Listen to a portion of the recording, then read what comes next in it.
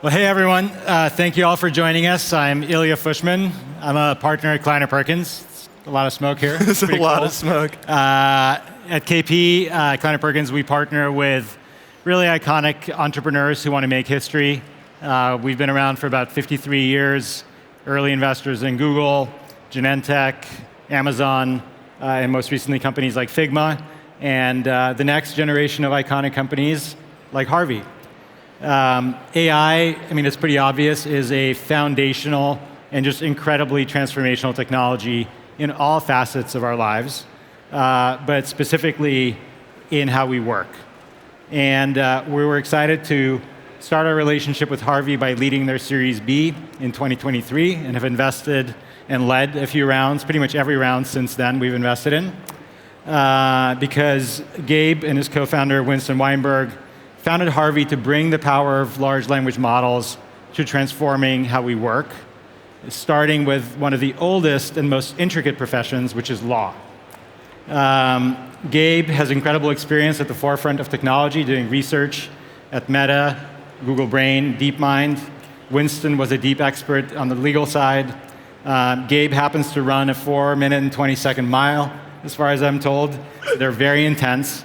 And in 3 short years, Harvey has gotten to over 700 customers across 58 countries, crossed 100 million in run rate a little while ago now, so it's even better than that today, and has opened offices across London, Toronto, Sydney, New York, San Francisco, and Bengaluru, and they're hiring, by the way, especially in Europe as well. But first, let's start with the origin story, Gabe. Why did you decide to leave research and start a company? And why did you decide to do Harvey as a company in law?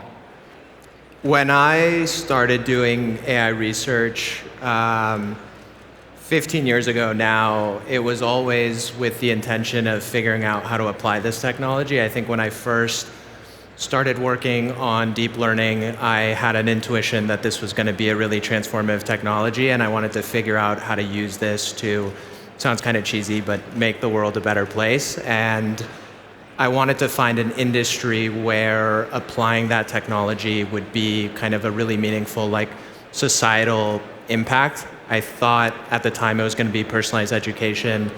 Left DeepMind to actually try to start that company when I was here in London.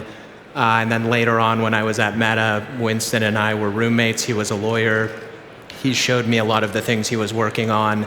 I showed him the large language models that I was working on, and it was kind of this light bulb moment of this is going to be one of the really big applications of this technology. That's awesome. And you guys were roommates for a little while, up until recently, not roommates anymore. Still roommates, still which roommates. is, okay. yeah. I mean, met and never thought we would start a company together, just became best friends, and then, yeah. So there's like 2 of you guys. It's pretty early days of even just AI models. Yeah. So talk about like the early, like what did the product look like, and how did you guys actually develop it in terms of finding product market fit, but also surrounding yourselves with people who could help you build this? Yeah. So when we first raised money from OpenAI, was our seed investor, we kind of didn't know what we were building. It was kind of AI plus legal seems like the right direction. We looked at some consumer things, and then OpenAI showed us GPT-4 before this was released, before ChatGPT existed. And when we saw that, it was kind of this, oh my God moment of this technology is going to change how people work and do everything. And I still remember Winston went into his room for 14 hours, played with the model, came out and just said, I did all of it. And I was like, what do you mean? And he was like, I did so much of the associate work I had done using these models. And it was obviously super hacky and all these like prompt techniques. But when I saw that combined with the research I'd done at DeepMind in reinforcement learning, it was so clear you would be able to build these agents that could take these models and the tools and figure out how to compose them.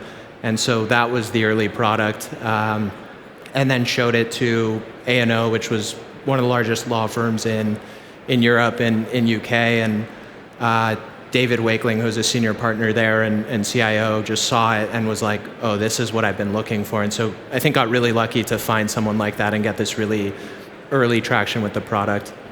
So you guys were a European customer company, Yeah. first and foremost. Yeah, our first two big customers were A&O and then PwC in UK and then expanded in Europe. And so since the start of Harvey, we've been international. And I think something that was so magical about these models is their translation ability, that we were able to go to many countries quickly. And now we're in 58 different countries.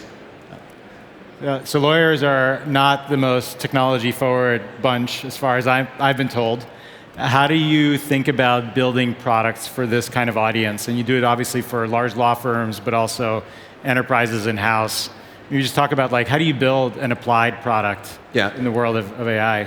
Yeah, I think this was something that was actually so counterintuitive, where I think historically lawyers haven't been tech forward because the tech has not been based around language, and so much of the work they do is language based. But I think it was actually surprising to most people how quickly these law firms adopted this technology. And really early on, we had very senior partners that were coming to us and saying, look at these crazy things I did with Harvey. And so I think this technology was actually a perfect fit for lawyers. And once we started giving it to them, we just got so much feedback of, I need you to connect this to case law, to my data rooms, and kind of all the things that the product you needed to build around these models. Awesome. And how did you were, I think, about 20 people or so at the Series B. Yeah. You're vastly beyond that now at about 500. Yeah. In less than 3 years. It's pretty fast scaling. Just to talk about that, like what does it take to scale a team, and how do you think about that? Yeah, I think that part has been definitely the most stressful, incredible experience of scaling this. I think the biggest is kind of the early team and the leadership. So I think that first 10, 20, 50 people we hired really set the foundation of the culture of the company, and just finding people who cared as much as Winston and I did. And like now when I meet people that I wasn't part of the interview process, I'm like, oh, I would have also hired that person. And then I think same, finding senior leadership that is the same way, of just that deep care, finding investors that are that way. I think a lot of what the other investors have helped is just how do you scale the company and the business? Because I think there was a lot of the initial product where you needed the intuition, but then a lot of the company building, you guys have seen this a bunch of times, and we come to you and say, hey, we need to figure this out. And you guys are like, here's a person to talk to, or we've seen this before, so. And I mean, obviously part of the company is grounded in deep research. Yeah. And part of it is like very applied software. I think when you and I were talking about this, you said it's almost like we're building SaaS now. Yeah. You just, what are these companies, Harvey and others who are building vertical applications of AI, what do you think they look like over time in terms of composition of team? And then also, does it come back to research at some future state? Like maybe talk about this. Yeah, I think we were talking about this, and it feels like it's kind of yo-yoing, where when we started the company, our initial technical hires were another research scientist from Brain, one of the early folks who helped build some of Tesla's self-driving systems, researcher from Meta. And at the time, the models weren't quite good enough that you could build a product without really getting them to work. And so we did a bunch of applied AI work to make the product really good. And then as we've scaled, all of the product problems have shifted to, we're selling to very large enterprises, to large law firms.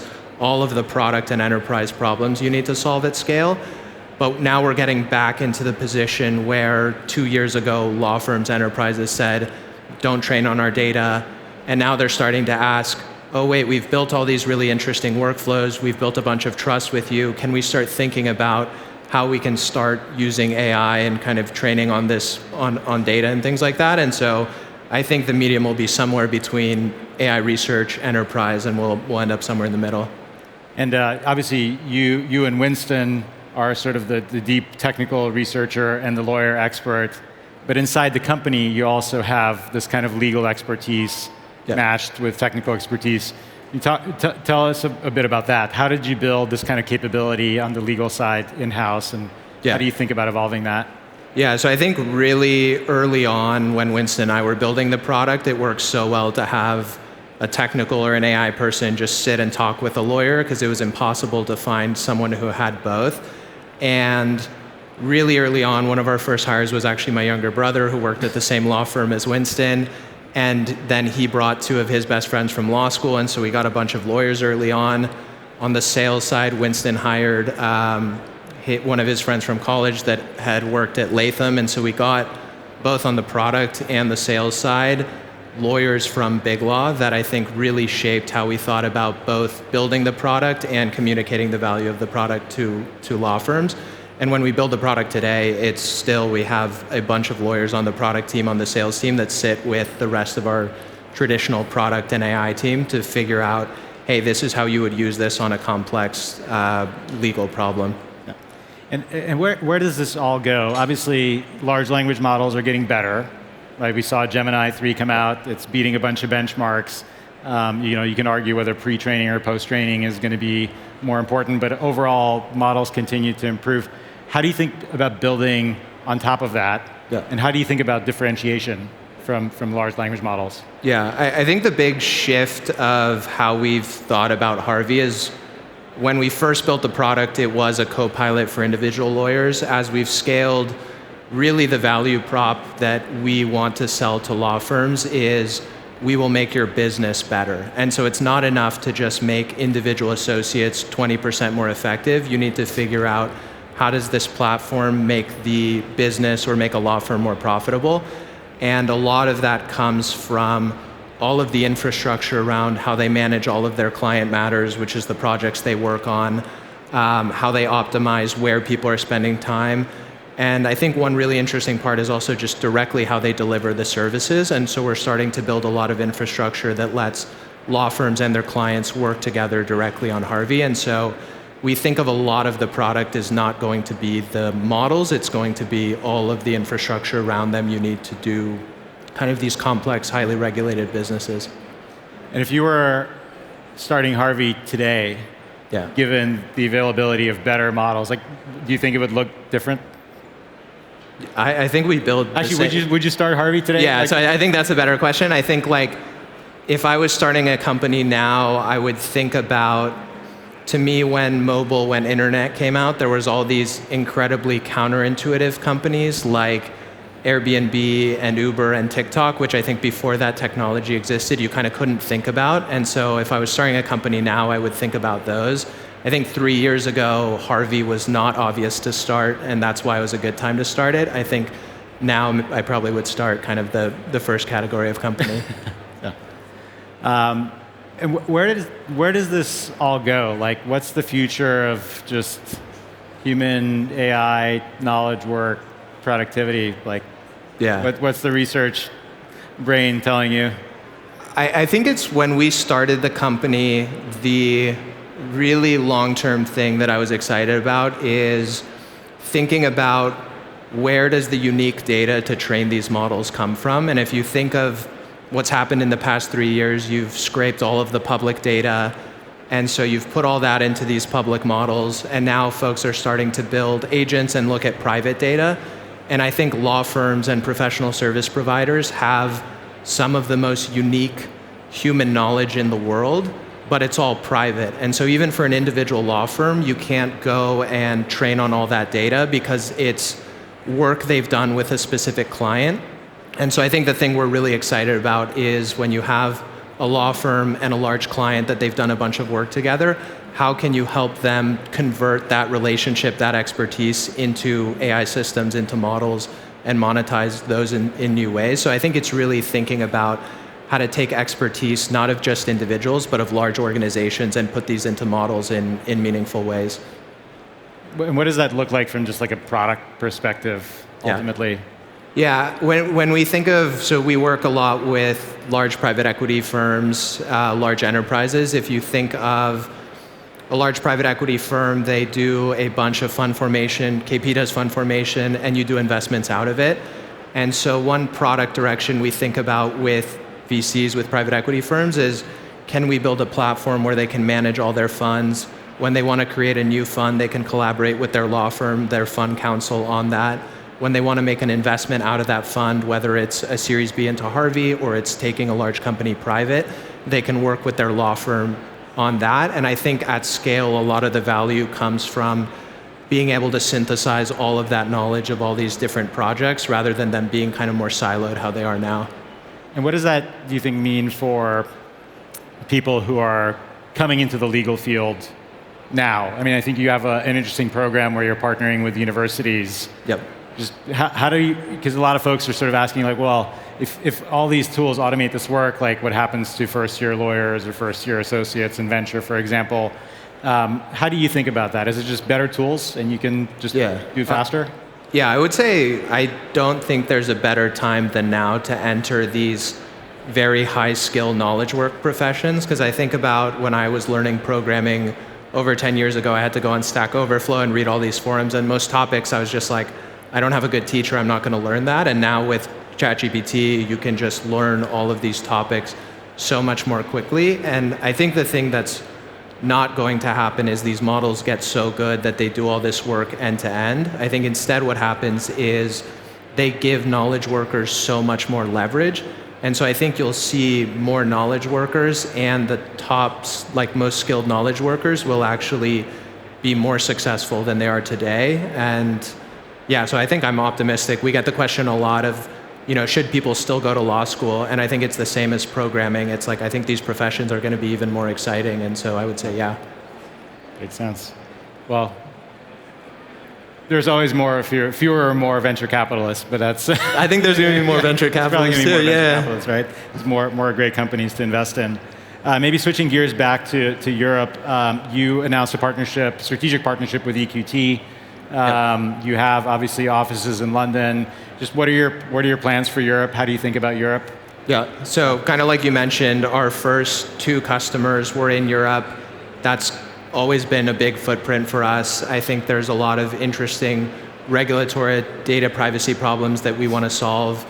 All of the large enterprises we are starting to work with operate globally and largely in Europe, and so I think we have an office here in London with 70 people, and so want to continue to scale in Europe, both on the customer side, but also the talent side. We're hiring folks. I worked at DeepMind, and there's a bunch of really good technical talent here, and so want to keep scaling up. You're partnering with Mistral and starting to 11 talk Labs, more. Right? Exactly. We recently announced a partnership with 11 Labs, which I think is really cool, at figuring out how to make Harvey's voice work in every language and kind of all of the different regions with kind of the right dialect, which I think will be really important, especially as we think about, we're starting to do more work for government systems, access to justice, things like that, and I think voice mode will be kind of a really interesting application of that. And then also starting to work with kind of Mistral open source model providers of how can we solve some of these data problems, and I think that's one avenue. And what do you, when you look out kind of into the future of Harvey, like where do you want to take the company, and what's like the dream? Why, both the dream kind of in the near term, but also, why are you ultimately doing this? Yeah. So I would say on the business side, the biggest is, can we build a platform that lets law firms and their clients work together to figure out kind of the new way to deliver these services, eventually expand that to more broadly professional services. And then I think the original mission, and when Winston and I started Harvey, we were looking at access to justice.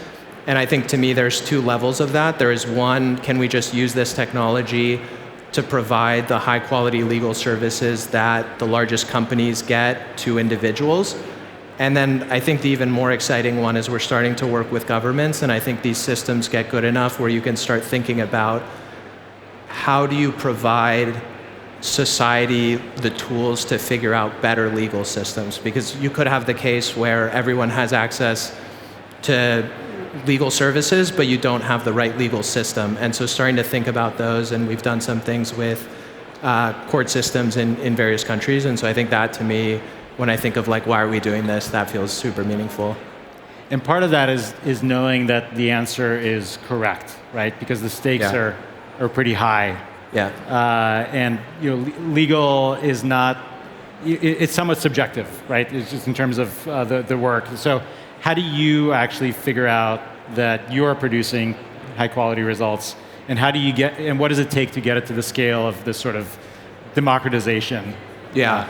So I think the biggest is human in the loop. So part of why we wanted to start working with the largest law firms is they are one of the best industries in the world at making sure that you don't make mistakes. And so we've learned a ton in working with them as design partners. There's a bunch more we've built into the product.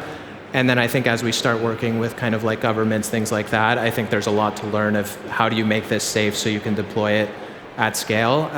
But I think the biggest is working with lawyers, human in the loop, and just learning from them of how to do this. Okay. Well, what's big for you in 2026? What are you most excited about? The biggest is building out, I think, kind of this client collaboration that we were talking about. So we've been starting to do this with some early clients and their law firms, and just figuring out what are ways that they can build workflows, models, things like this together, deliver services in new ways. I would say that we're really excited and seeing a bunch of traction there.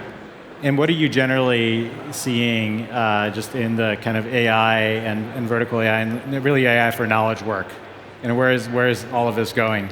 Yeah, I would say on the AI side, the trend that we're starting to see is figuring out how to turn your product into these reinforcement learning environments. So I think you've seen this with a lot of the coding companies where they're starting to think about, okay, I deploy this agent in my IDE, it takes all this actions, and it can learn from the subsequent user actions.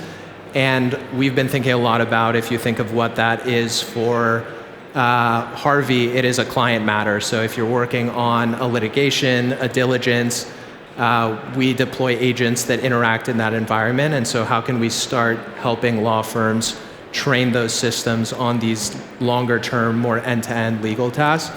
And I think that's kind of the most exciting, like, open legal AI research problem that we're tackling, and generalize this to kind of more broadly professional services. Awesome. Well, thank you. Thanks so much for having me.